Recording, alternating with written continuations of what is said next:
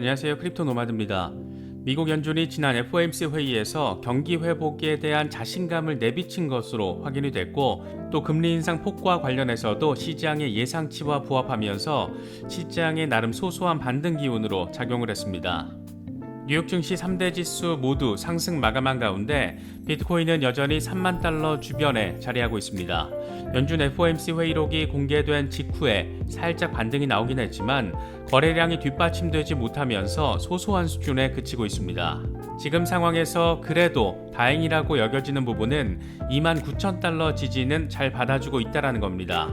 일단 3만 달러 지지까지 확인을 해줄 경우에 20일 지수이동 평균인 31,200달러 부근까지 상승 가능성이 생기고, 그래야 지금 주요 저항선으로 작용하고 있는 33,000달러 부근까지 나아갈 수가 있습니다.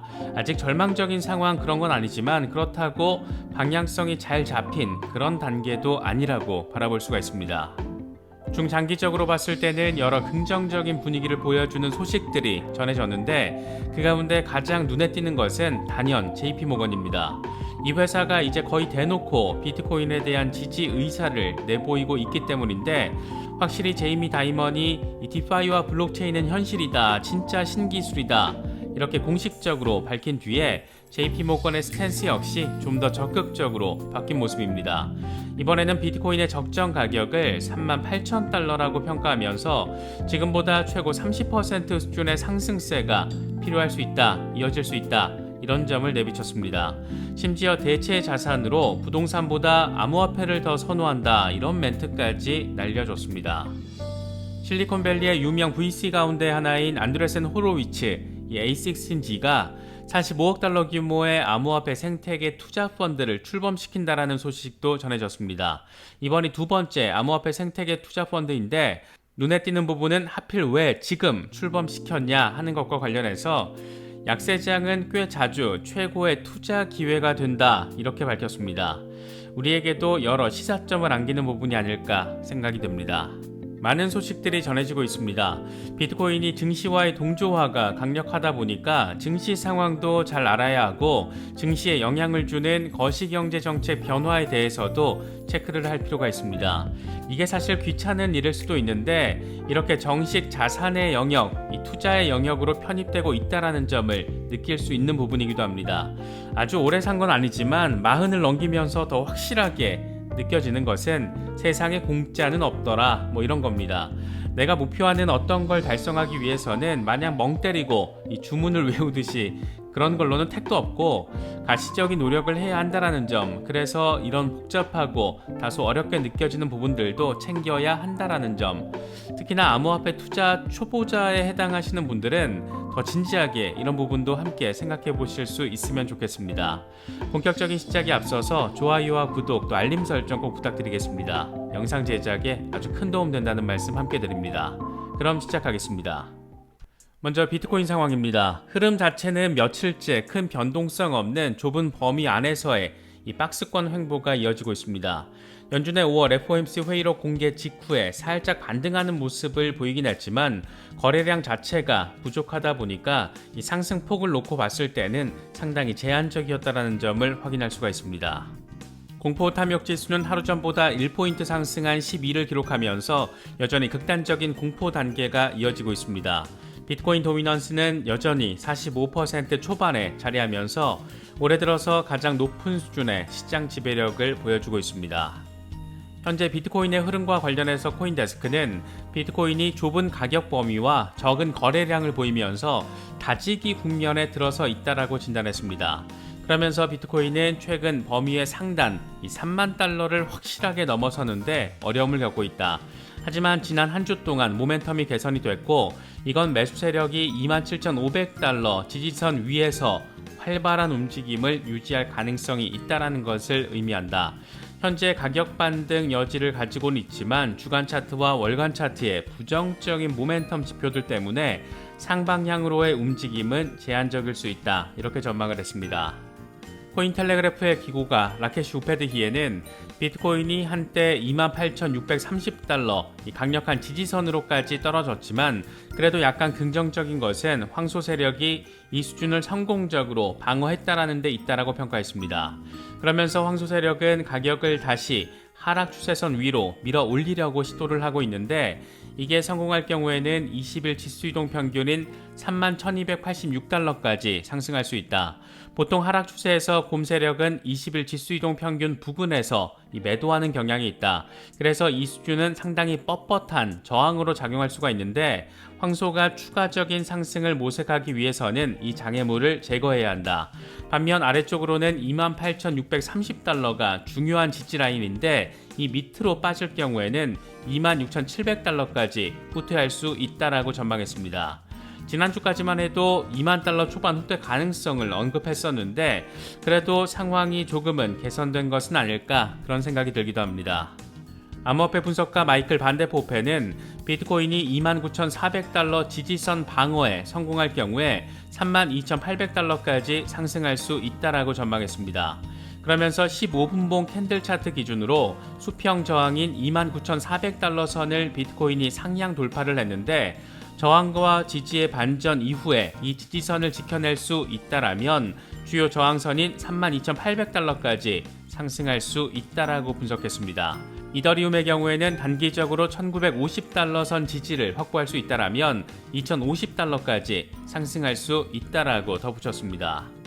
라케시 우페드히의 경우에는 이더리움이 상승 추세선 아래로 떨어졌지만 황소 세력의 매수세가 이어지면서 다시 상승 추세선 위로 올라섰다.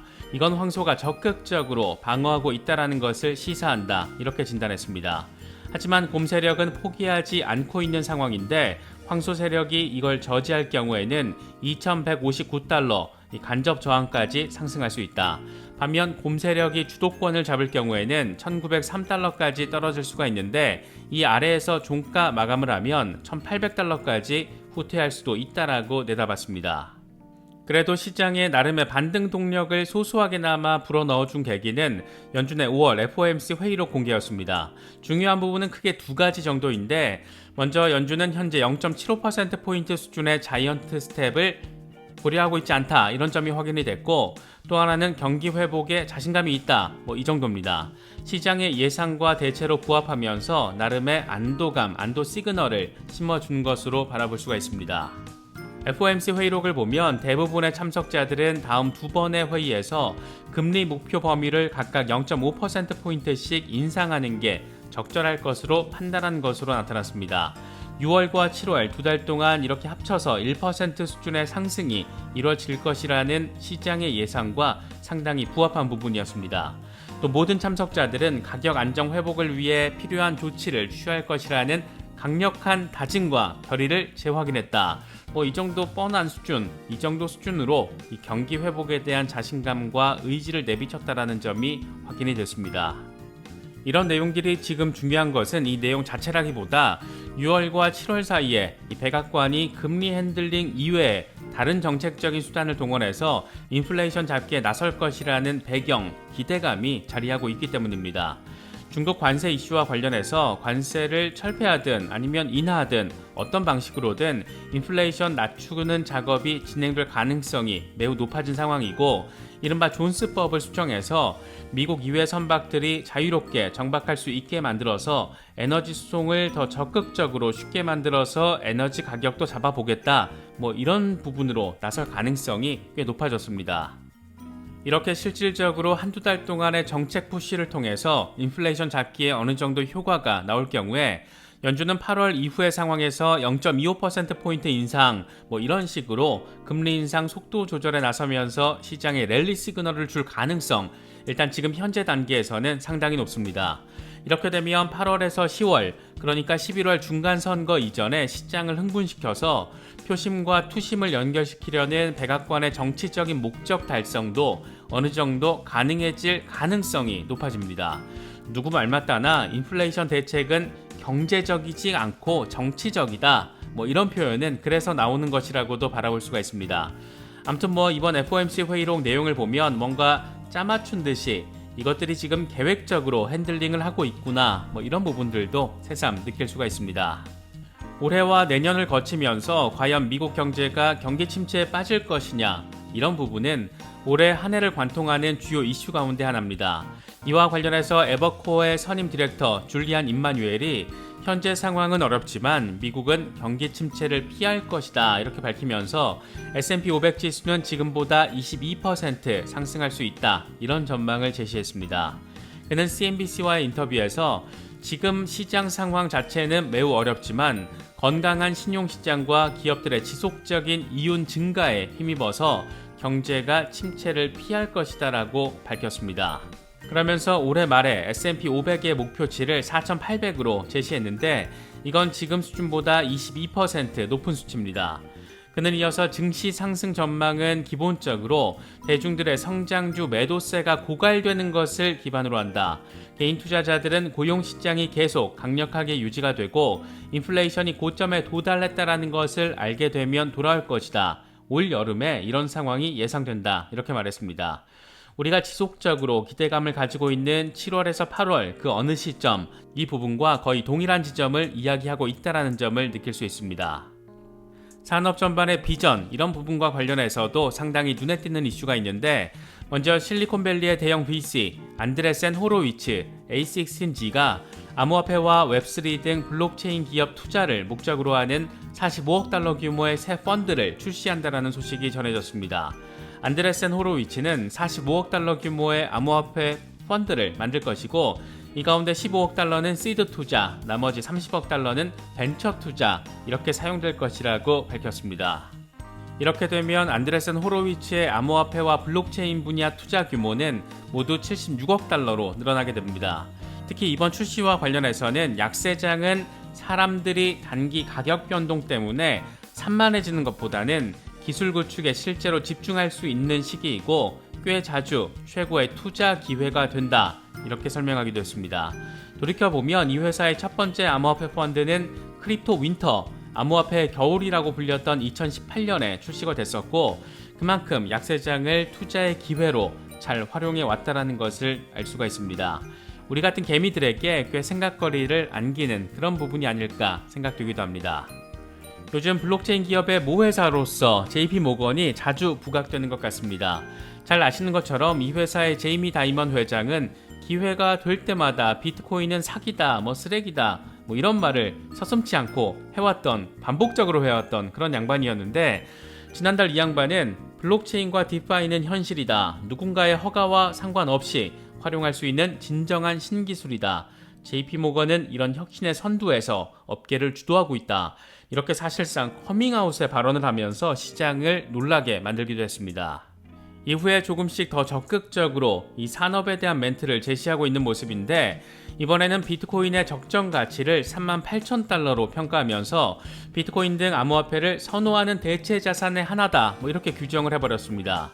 JP모건은 비트코인의 적정 가격을 38,000달러로 평가하면서 사실상 지금보다 28% 정도 상승 여력이 있다는 점을 밝혔습니다.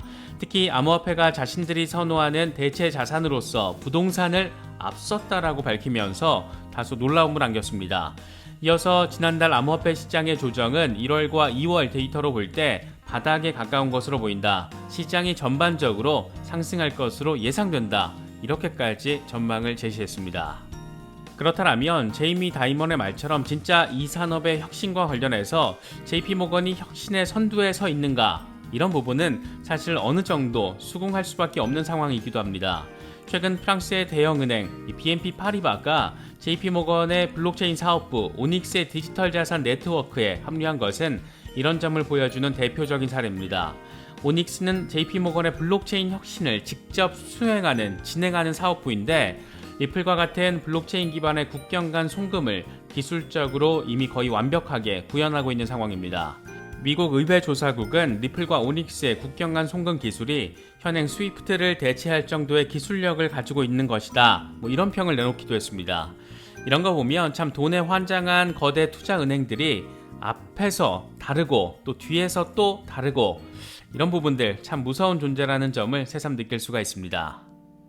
여러 가지 다양한 소식들이 이어지고 있습니다. 아직 이렇다 할 기분 좋은 반전까지는 보여주진 못하고 있지만 약세장이 최고의 투자 기회다, 이런 안드레센 호로위츠의 멘트를 생각해 보면서 투자 전략 설정하기에는 괜찮은 시기가 아닐까, 개인적으로는 그런 생각이 많이 드는 것 같습니다. 여러 소식들 잘 참고하실 수 있으면 좋겠습니다. 이번에 준비한 영상은 여기까지입니다. 영상이 도움이 되셨다면 좋아요와 구독, 또 알림 설정 꼭 부탁드리겠습니다. 영상 제작에 아주 큰 도움 된다는 말씀 함께 드립니다. 언제나 성투하시기를 기원하겠습니다. 시청해주셔서 감사합니다. 지금까지 크립토 노마디였습니다.